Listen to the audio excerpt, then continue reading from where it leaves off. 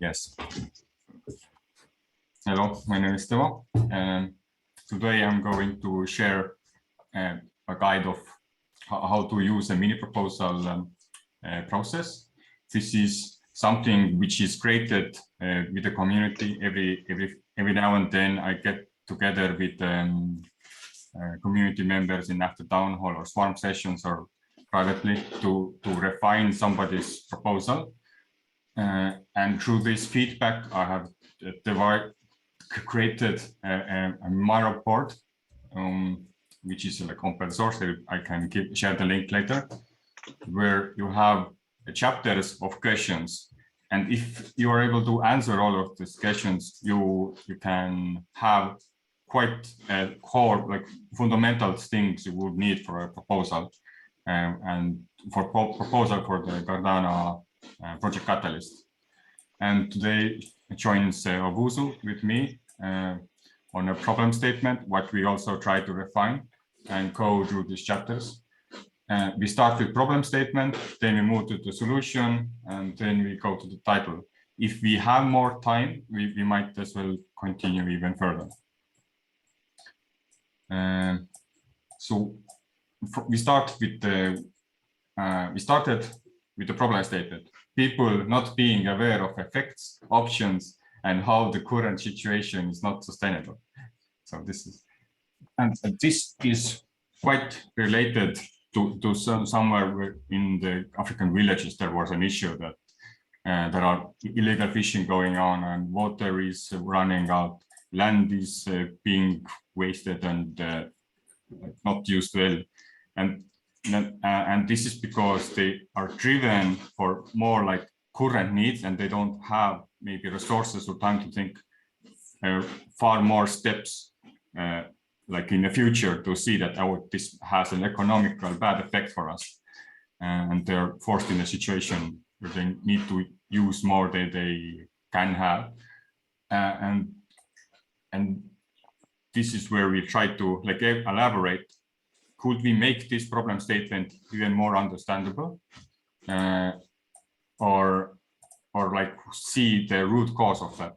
So I devised more like even fundamental question, like why is it a problem that people are not being aware of effects, options, and how the current situation is not sustainable? So if there is like some kind of questions more, what is arising, because I skipped a whole lot of context, maybe Owuzu can share more light, or if somebody has like the high level understanding what I'm asking here, has some kind of ideas, what could be the things. Yeah, just a quick one and maybe a clarification. When I think you said somewhere that people not being aware of the effects of options of how the current situation is not sustainable. I think it's not a question of not being aware. People may be aware, but they are forced by the circumstances, their economic circumstances, to do what they do. So it's not necessarily they are not aware of their actions. They are, but they are forced by their economic circumstances, driven by poverty, to do what they do because they want to live. So I think that is what it is. So it's not necessarily they are not aware. They are, because if somebody is farming around a lake and there's a buffer zone rule that they shouldn't farm and they still go to farm, it's not like they're not aware that they shouldn't. They are aware, just that because of their economic circumstances, they decide to do what they do. So I think that clarification must be made. Yeah, I don't know whether you understand what I'm saying. I completely agree with you, Professor. I think it's definitely an issue. If people have no better options, is like this is the best option for them is to do this, or else they don't know what to eat. They have to do what they have to do to eat. But if maybe we provide more education, better knowledge of maybe alternatives, then exactly, they have another way to do it. But in this current situation, where we are leading to is there would be now a question why is it the problem that people don't have the options or educations to have like a more sustainable life? Because they can't make informed decisions, and I guess they are vulnerable to marketing as well. I mean, if humans are intrinsically good, if they have the information in front of them, 9 out of 10 times they'll make the good decision if the conditions are right that they're in. But if they don't have that information and someone's marketing like choose this product over this product because of X, Y, and Z, and it's not actually truthful, they'll do it just because they don't know any better. So I guess there's a vulnerability there to like other people exploiting that lack of understanding. I don't know how you'd crystallize that into a few words though. The other thing is that, the natural resources in an area like that have competing demands. Okay, so for development and other things.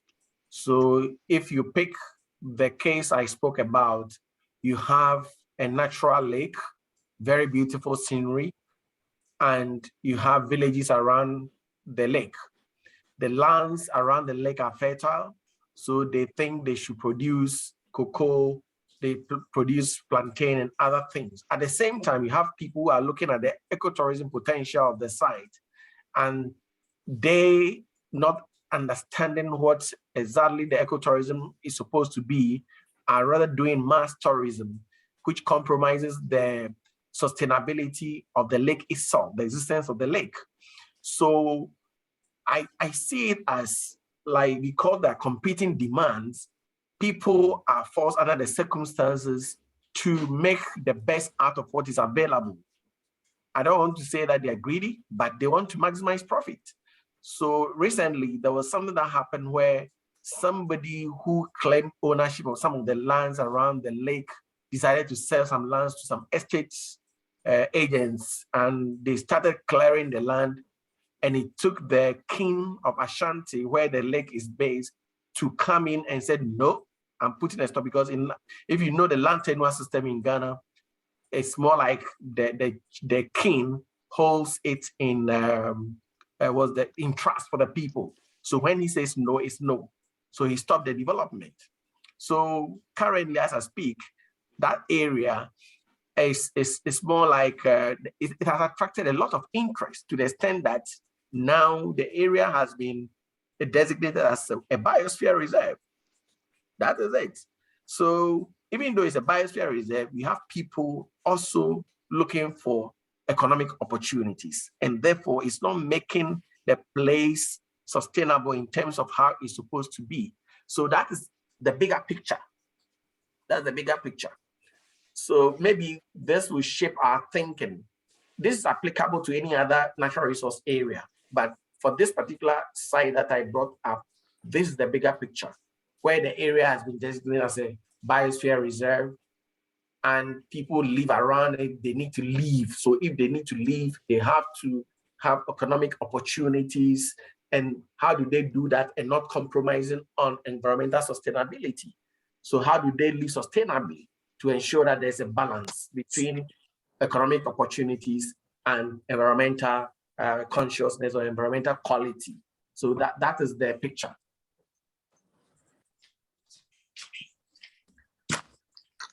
Yeah, I really like that point, like about more living in harmony. So it's like not nature or humanity, like this land can be shared by nature and humans. It's like Sure. not because we're gonna have nature here now, all the humans need to leave. Who's gonna look after the nature? Like there needs to be, a relationship between and even the individuals. So if there's a fisherman and then there's a farmer, they need to have like a relationship, because maybe one thing affects the other and they don't know about that, but they need to live, in the same land. So we need to share it in that sense.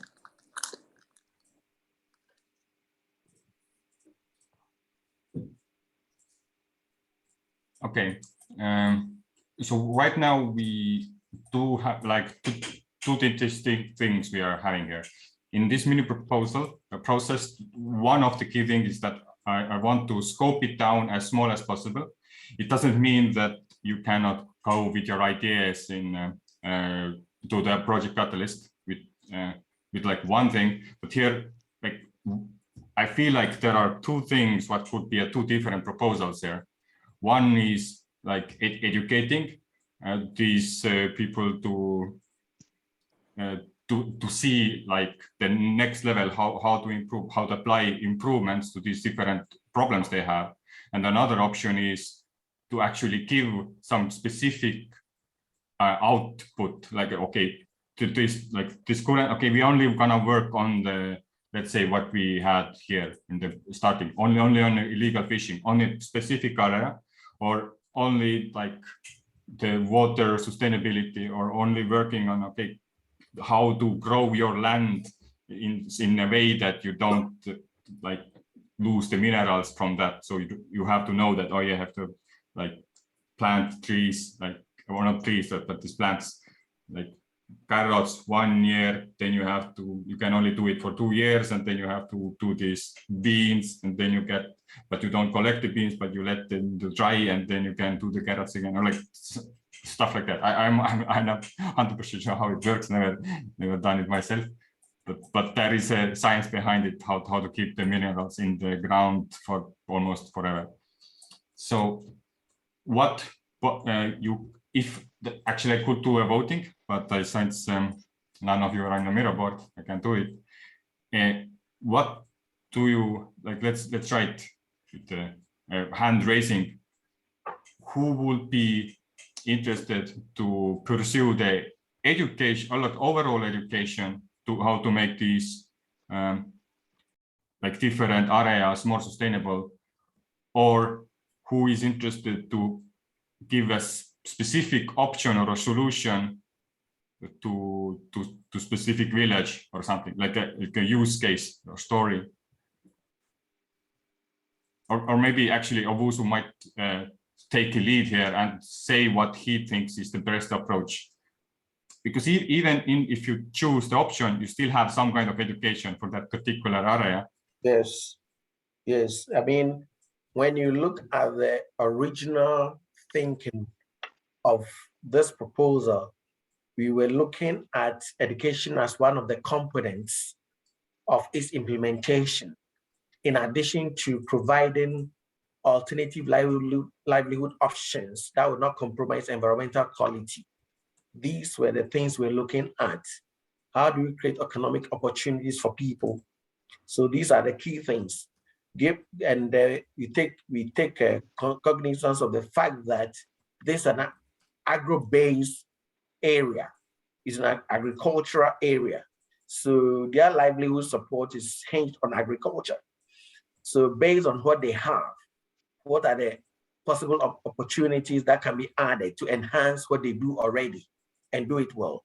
And you see, education will come and cut across, irrespective of which option you choose, it cuts across all the options. So people will be doing this and then be thinking that, yes, at the end of the day, based on what we know about environmental sustainability, this is the way to go. Best practices that will not compromise environmental quality. So that's the way the whole thing was thought through. Yeah. If you would choose a village and a problem, like specific problem, which one you would start from, or is it agricultural? Is there like the?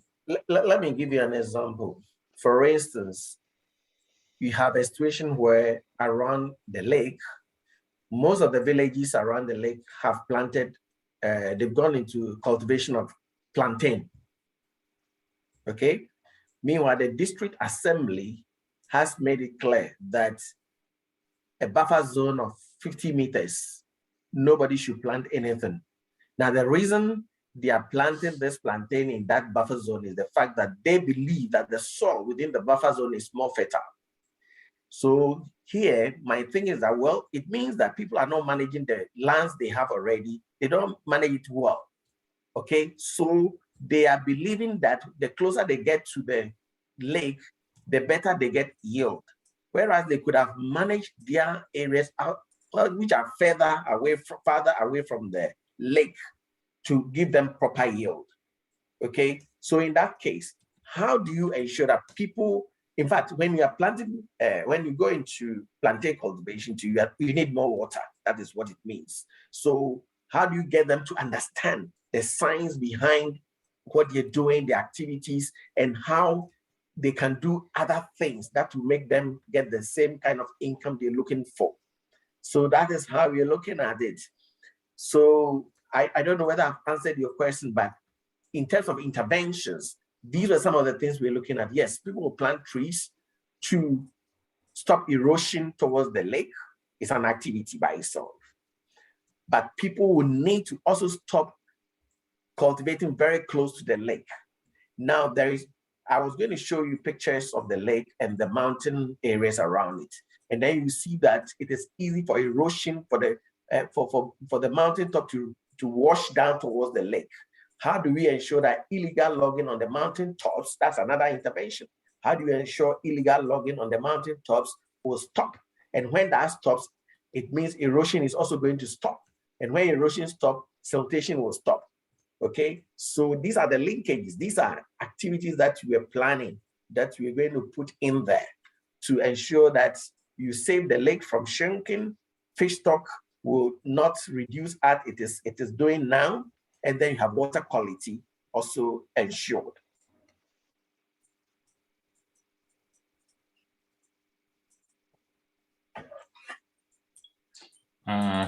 Just because I am slowly. What about the fish thing? How do we want to increase the fish amount, or we want to reduce it? Yes, so of course we want to increase fish in the lake because that is their source of protein anyway, local people there.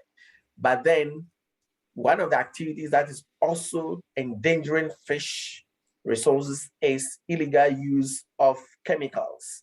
So how do you ensure that also stops? That's another thing that must be looked at. All right, that was quite nice.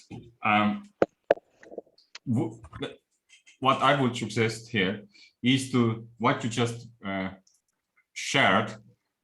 Take this like how to around this lake, just like a typical specific few lakes, but like the proposal goal is to do these three things to the selected lake. So you're not being like, there is a lake in the world, we need to do these things, and this is how would you do it, but have like a actual use case, specific area, specific people, and the proposal itself is like a list of things to do. We need to create awareness, we need documents, we need slideshows, we need people who host, we need people who goes there in the spot, goes to meet these people and have one-to-one conversation, what this will change, how much it would cost, but this would mean that you do the research, how much it will cost, you will have, and so you get it where I'm going. So this is going to be a actual like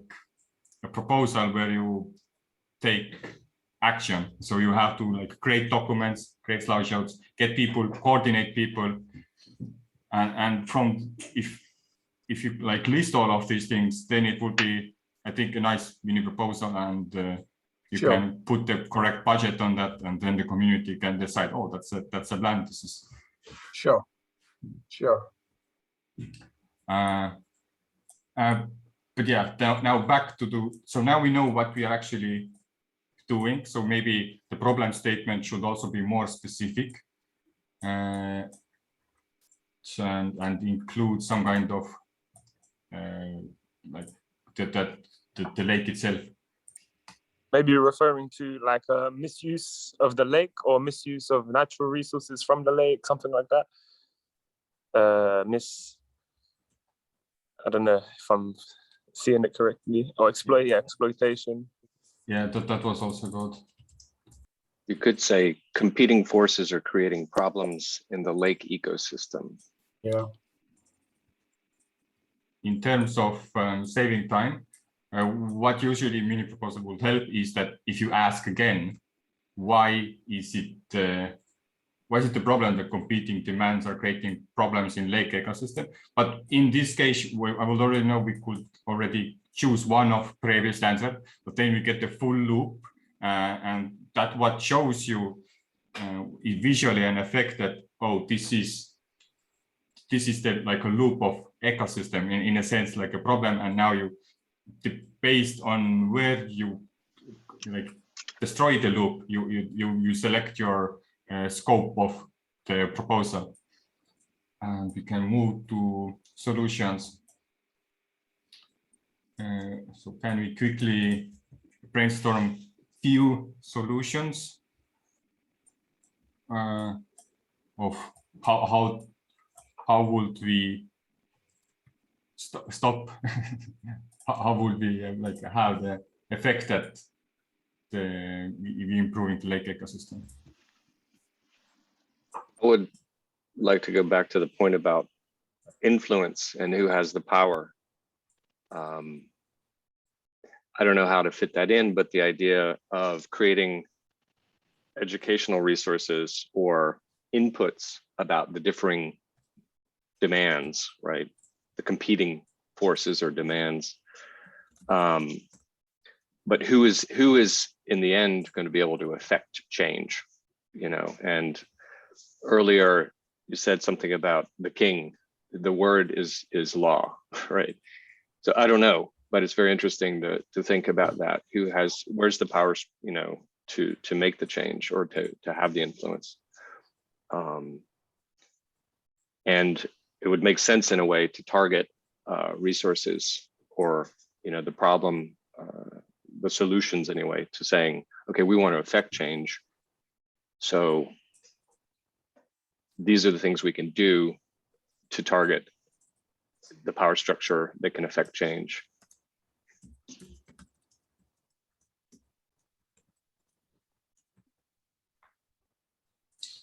I guess here is also not just influence the power structure, but educate to influence. So we want the people to know who to contact to when you need something changed in your local environment. And then of course you can attach that great acronym KPIs, you know, or whatever. How do you monitor or evaluate the success, you know, of the solutions to some of those? But that comes later, right? Mm-hmm. This process, yeah. But like now it depends because there are like meta level we are here where we are providing a solution. So one of the solutions might be that we also want to educate how to monitor these things. So everybody has like a template or playbook to go to these influencers and these competing people that, hey, if you try to like stay on these KPI measures, then there is high chance that these KPIs will increase and will in return make you this profit or in this economic will make this kind of profit, I know, or intention. And it's unrelated to KPIs of this proposal, because if that would be like a solution, then the KPI of that proposal would be, okay, if we go to like, are these, I don't know, KPIs even working? So you measure like how accurate are the hypotheses when the proposal was created compared to this. And then another KPI would be what feedback gave the influencers to people who came to them with these templates of KPIs, what to measure, and rate it like how fair it was, 1 to 5. And that could also be used as a KPI for this proposal. So yeah, currently we are talking about solutions we want to provide. And the KPI section, what comes later, is only about the proposal. Okay. Maybe just to add to the first one you done there, Tivo, is the how to educate how to monitor ecological impact or the environmental impact. So how it benefits the environment as well. So not just I'm saying like yeah, maybe like yeah, another one. Before. What Owuzu had in his mind when, let's say, you're going to get 50,000, what is the first solution? What pops up in your mind you think you should provide? Well, actually, if you have 50,000, the only thing you can start with immediately will be education. Yeah, so that you kind of get people to, even though they may be aware, you want to rekindle the kind of awareness they have already, and also get them to be more proactive on the kind of decisions they take. So that's the thing you will start with first before you come to any other interventions. And we've so far brainstormed 4 different educational things. What do you think would you pick first if you would have to take a day off and select one paper you have to like define? Go for creating the education for competing needs, so that people prioritize the activities. Because when they prioritize, then we look at which ones are more impactful on the environment and what can be done to ensure that when you are practicing those economic options, you are not impacting negatively on the environment or on where you live. Right. And now going forward, we want to make sure the solution answers the problem statement. So give 3 reasons why the solution is solving a selected problem statement. So we now again have to do some why analysis. Like competing demands are creating problems in lake ecosystem. And if we solve it with creating education program of showing what are the competing entities, how would that solve the problem? Or why would that solve the problem? But if people know based on their knowledge, know what to do, that will fetch them economic needs, and at the same time have low impacts, then the competing demands will be more selective. So people will be more careful what they're doing. That's what I'm thinking. Because if I'm aware of the consequence of my actions on where I live, and at the same time I know what the economic opportunities are and which of them will give me less negative impacts, and I'm able to practice it, then I will be making the right choice, or I'm inclined to make the right choice to do what I want to do to make me happy and not affecting where I live. I guess when you have more knowledge about who are the maybe the entities that themselves don't know what are they competing with, like they know what they're on their same silo, they know who are the competition, but they might not know if the other like silo, let's say there is a pharmaceutical company and there is some kind of chemical company who is only working on like agriculture something thing. They might not know each other because they are working in different areas and they don't affect their revenues. But now if they both work at the same place and cause these kinds of environmental effects with their chemicals or like their transport or trucks or the roads they use, then they might be able to like find each other and collaborate in a sense. Oh, we might need to make more sustainable road to make sure we don't break the land or to do some spillage here. I was going to suggest introducing the word stakeholders, maybe, and in the idea of you could say educating the collective, right, about the different stakeholders and what those competing issues are that diminish the environment. You could, I mean, if you have a greater understanding in the community of the different needs of the different stakeholders, then you can start, you know, getting them to, I guess, collaborate in a, you know, what some people might call a circular economy or something. I'm thinking how to incentivize, you know, positive collaboration through education. Yeah, I think in these ones, there almost always needs to be some selfish incentive, like some selfish reason to do whatever this thing is. Like if our goal is to collaborate, there needs to be some benefit to the individual to do that. Yeah. Well, I mean, if you can talk about how, you know, certain farming practices pollute water, like I've been living in Sweden for 18 years, and, you know, the agricultural practices there are destroying, you know, the Baltic Sea, right? Or have destroyed it in a lot of ways, which completely disrupts ecosystems there. So, you know, what do? You know, well, there's a lot of education going on about how you can change your farming practices, I guess, but, you know, big agri-farms aren't really doing it.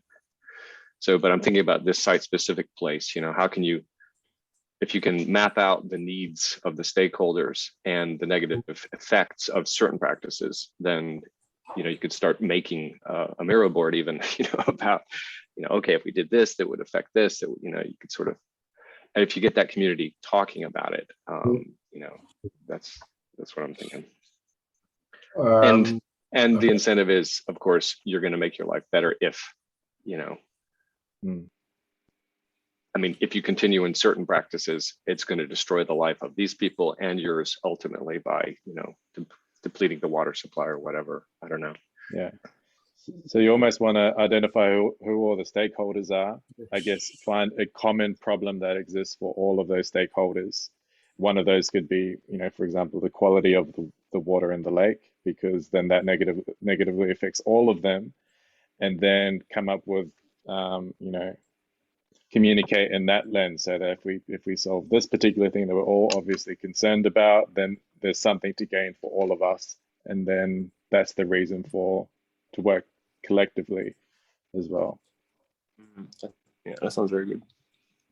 That concluded that the solution did answer the problem we raised, and due to time, since Owuzu might have to go soon, I think we skipped one chapter where we create the title. I hope you and your family can think of the name, what this proposal could give.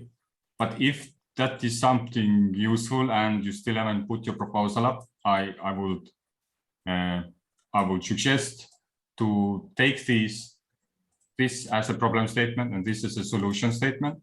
And when you describe a small plan, what you can pick from there is these why reasons.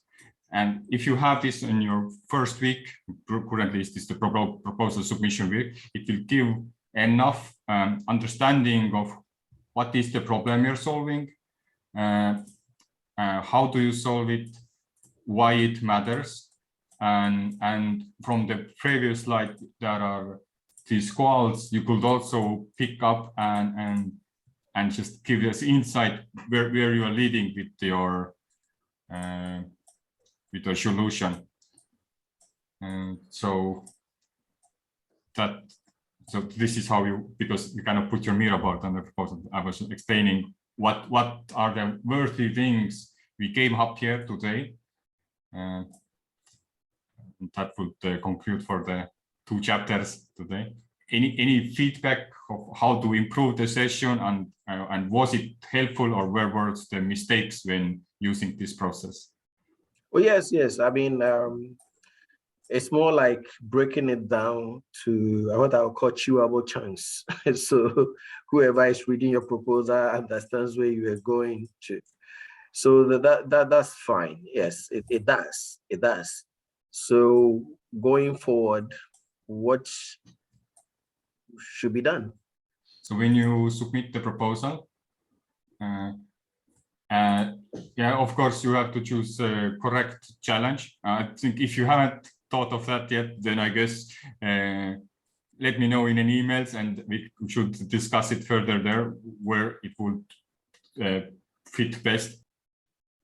Hopefully, solution did get quite sophisticated answer, so that was good. And we scoped down a problem statement, but not 100% is Owuzu agreeing with the scoped solution, or he wants more a broader effect. But it does. We'll see over time. Right now, what I'm showing is that how to get that information from Mira to now to the Catalyst. And so when you submit the proposal, you select your campaign. Right now, I took a random. What we didn't do today was creating a title, but hopefully you have imagined enough to give yourself a meaningful title. And then the problem statement is the latest answer here. We only took it this far. I also copied it in here. Competing demands are creating. So you just copy paste it here. You can add a little more fluff to it but you know that you only have a limited amount of characters, 140. But don't make sure you don't change the meaning of the problem statement. And then the solution we came up down here, which was proved. Relevant experience. Here you basically give your own information, LinkedIn or something, a slight introduction to yourself. And then as a website GitHub, you can also post the same Miro board. I usually have done this. Some people look it as a visual thing and can follow that along and see that, oh, there has been thought process behind it. But if you have like some kind of landing page, you can also obviously use that. And in detail plan, I would perhaps bring these kinds of reasons in here. Yes, it will look like weird, so you have to do some kind of formatting to make it more like a story. But when you read it, that competitive electors are more selective to the opportunity they have to have less negative feedback. Then this already gives you idea what this sticky note was about, and you can make it more of a sentence. Sure. And finally, as a request for funds, you can put 0, and you have 2 more weeks and 2 days to change this and edit it. So we will get to the budget later on. You add your co-submitters if you have any. All the rest of stuff is just facts, basically. Yeah, and we'll work on that as we go. The big deadline is tomorrow at 11 a.m. UTC, that we actually have to have a placeholder in idea scale. Fleshing out the proposal doesn't matter. The title can be changed. The problem statement can be changed. Everything can be edited except for this submitter.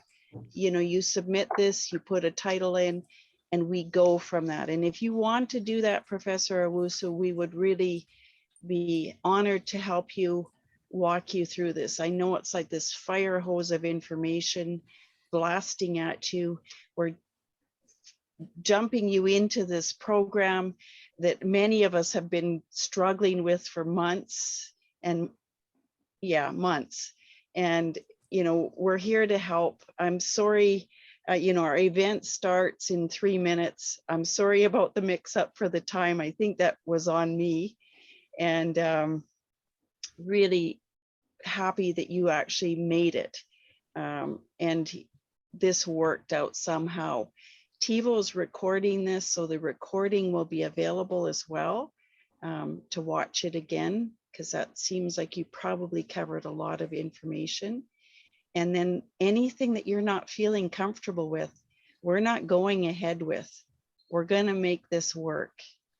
So you don't have to feel like, we're forcing you into any box.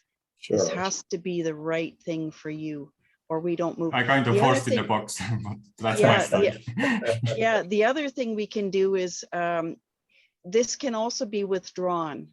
It's very easy to do that. What we can't do is put it in after tomorrow. We can take it out, but we can't put it in. So that's the only tiny little bit of time constraint. Other than that, we're going to just keep going. Now I have one more big ask. If we could go back to the main room, all of us. Thank you. Thank you. And thank you to Owuzu for Yes. taking a risk of some random dude showing his thoughts and process. Yeah, we left you without mercy. Afia's here. I'm so glad that you're here as well. You're in a safe zone. Thibaut is such a great guy. So I hope this has been a good experience for you. Yes, yes, yes. Very good learning experience, and I appreciate. Thank you very Okay. much. Okay, let's all head back to